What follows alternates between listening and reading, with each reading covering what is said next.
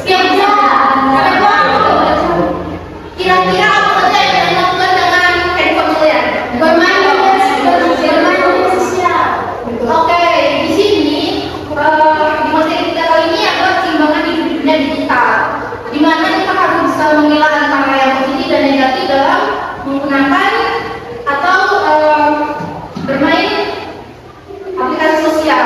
Oke, jadi pembelajaran kita hari ini adalah yang pertama, memahami konsep ruang publik virtual dan dampaknya dalam kehidupan sehari-hari. Yang kedua, menganalisis pentingnya keseimbangan antara dunia virtual dan dunia nyata. Yang ketiga, menerapkan strategi untuk memilih informasi privat dan publik di ruang digital. Yang keempat, mengembangkan kesadaran tentang batasan pengguna media digital. Dan terakhir, menerapkan prinsip keseimbangan digital dalam kehidupan sehari-hari. Nah, kemudian mengapa materi kita kali ini penting? Karena ya sekarang kita bisa menggunakan digital. Kita pernah bisa banyak waktu di luar digital. Tanpa keseimbangan yang tepat, hal ini dapat mengganggu kesehatan mental, produktivitas, dan hubungan sosial. Nah, materi kita hari ini akan membantu kita untuk menemukan keseimbangan yang sehat. Oke, ibu langsung saja ya. Di sini yang pertama ada ruang publik virtual. Apa itu ruang publik virtual? Di sini dikatakan ruang publik virtual adalah lingkungan digital di mana individu dapat berinteraksi, berkomunikasi, dan bertukar informasi tanpa terbatas oleh jarak dan kira-kira di sini ada teman-teman yang tahu nilai publik virtual, ruang publik virtual?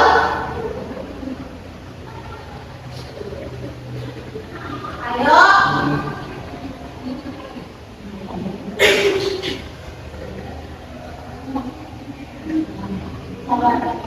Kalau tidak ada yang bisa menjawab, akan ibu lanjut ya.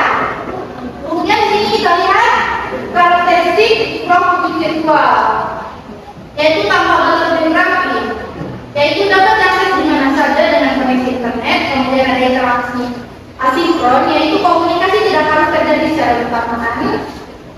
Kemudian rekam jejak digital, setiap aktivitas meninggalkan jejak rekam penjelasan. Kemudian ada identitas fleksibel, yaitu pengguna dapat membuat identitas alternatif. Kemudian juga ada informasi tersebar, konten dapat menyebarkan cepat dan luas. Oke, di sini teman-teman melihat dampak positif dan negatif. Yang pertama kita lihat dampak positif, yaitu akses informasi yang luas, jaringan sosial yang diperluas, kemudian kolaborasi, dan peluang belajar tanpa batas. Kemudian ada dampak negatif, yaitu overload informasi, kecanduan digital, pelanggaran privasi, dan penyebab misinformasi.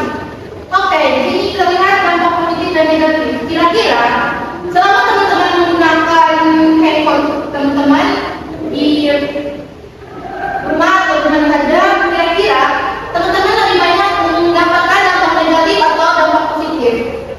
Dan kira-kira apa saja dampak yang teman-teman terima selanjutnya? Kalau positif itu bisa memberikan informasi dari dalam negeri atau tidak itu. Kalau negatif itu kalau kecanduan sehingga kalau ada tugas berikutnya nanti sudah kita akan berada. Ya betul. Terima kasih untuk ya.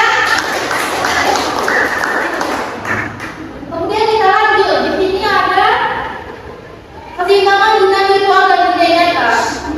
Keseimbangan digital bukan tentang menghilangkan teknologi dari diri kita, tetapi tentang menggunakannya dengan cara yang mendukung kesejahteraan kita. Tanda-tanda ketidakseimbangan digital. Yang pertama, mengecek ponsel secara segera setelah bangun tidur, kesulitan fokus pada tugas tanpa gangguan digital, merasa cemas ketika tidak bisa mengakses internet, mengurangi waktu untuk aktivitas fisik dan sosial langsung. Kemudian ada produktivitas menurun karena terlalu banyak gangguan digital. Lanjut, di sini ada strategi mencapai keseimbangan. Yang pertama ada teknik Pomodoro, yaitu kita membagi waktu kerja dengan istirahat yang teratur. Kemudian ada dengan bebas gadget.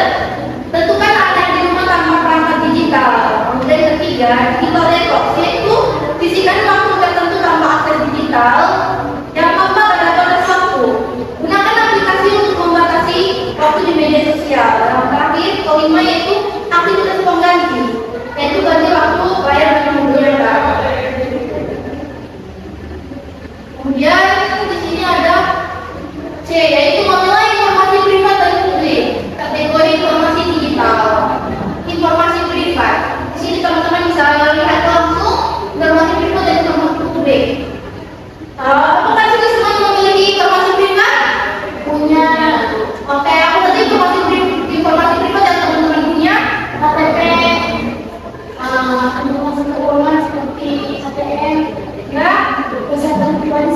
tertulis Saya cepat.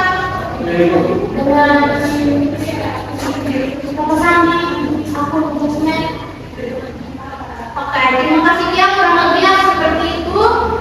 Nanti teman-teman bisa membacanya ya. Kemudian di sini tips melindungi informasi privat. Yang pertama, gunakan password yang kuat dan unik setiap akun. Yang kedua, aktifkan autentikasi dua faktor atau 2FA. Kemudian periksa pengakuan privasi di media sosial secara berkala.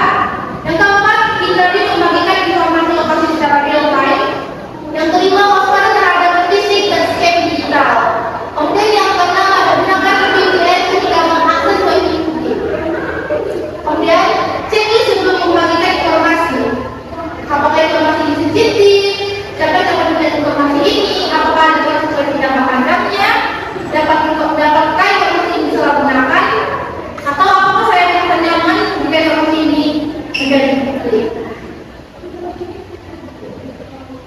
Oke, di sini sebelumnya apakah anak-anak sudah memahami materi tadi yang disampaikan? Mana suaranya anak-anak? Sudah memahami materi yang disampaikan? Sudah. Oke, kalau sudah itu akan mengetes teman-teman apalagi semua apakah benar sudah memahami materi yang disampaikan. Di sini akan ditunjuk salah satu dari kalian untuk menguji apakah benar-benar sudah memahami materi itu. Yang pertama, apa yang dimaksud dengan ruang publik virtual? Nilainya berdiri. Oke, kira-kira apa jawabannya? Di lingkungan digital untuk interaksi di komunikasi tanpa batas geografis. Oke, menurut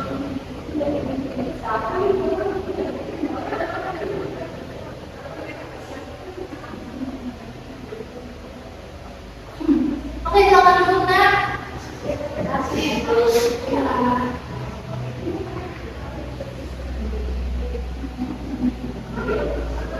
Sampai anak-anak punya ibu mendapat ini masalah dengan dirinya, maupun atas skala lain di anak-anak.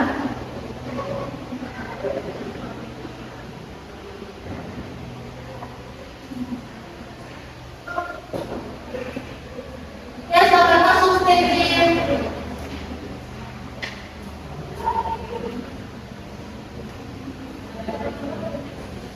Oke, ini karena masalah kendala lagi jaringan, nanti tugasnya akan atau puisinya akan diberikan kepada kalian untuk kalian kerjakan ya. Jadi untuk ketua kelas, siapa ketua kelas di sini? Saya. Oke, ya nanti tolong kamu minta nama-nama yang hadir hari ini dan yang mengerjakan tugas hari ini. Siap. Oke, kemudian kita lanjut ya. Oke, ini tadi tugasnya. Oke. Karena kalau kalian sudah mengantuk ya, nanti Ibu akan memberikan kalian sebuah game agar kalian menjadi lebih semangat lagi. Oke, Ibu. Oke, jadi untuk membuat kalian lebih semangat, siapa yang bisa menjawabnya akan diberikan coklat. Oke.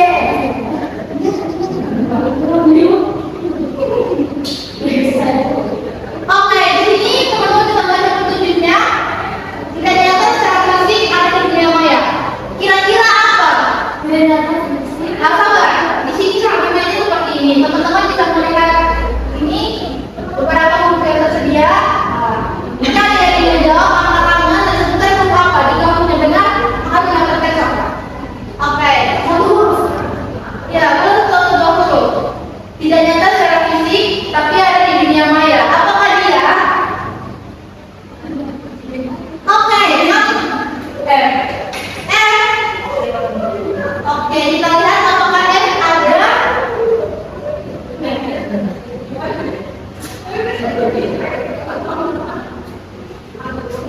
Oke, betul. Kemudian apa lagi ayo?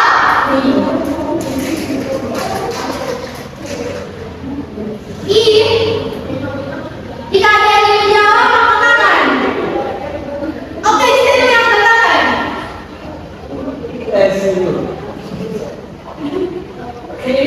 Saya sudah sabar.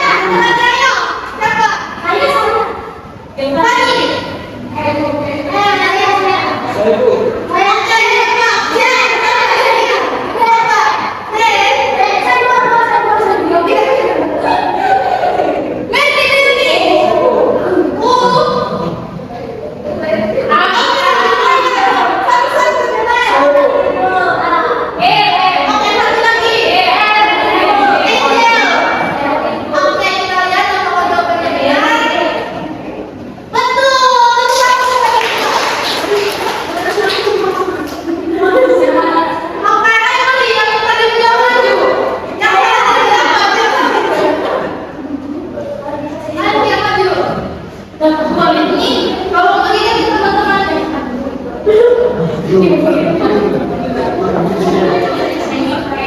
Oke. Oke, sudah kemudian pasal oh kembali tenang anak-anak. Oke, dulu yang merasa untuk materi kita hari ini saja. Nah kira-kira dari materi yang disampaikan kesimpulan apa yang bisa kalian dapatkan? Ayo, masa kalian kalau sudah mencoba juga, saya aktif dia. Kesimpulan dan refleksi.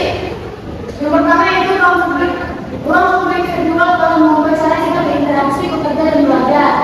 Yang kedua, keseimbangan antara dunia digital dan dunia penting untuk kesehatan mental dan fisik. Yang ketiga, pemilihan informasi privat dan publik adalah keterangan penting yang kita. Yang keempat, strategi proaktif diperlukan untuk menjaga keseimbangan digital yang sehat. Dan yang terakhir itu kesadaran diri adalah pertama menentukan keseimbangan digital. ya terima kasih ya.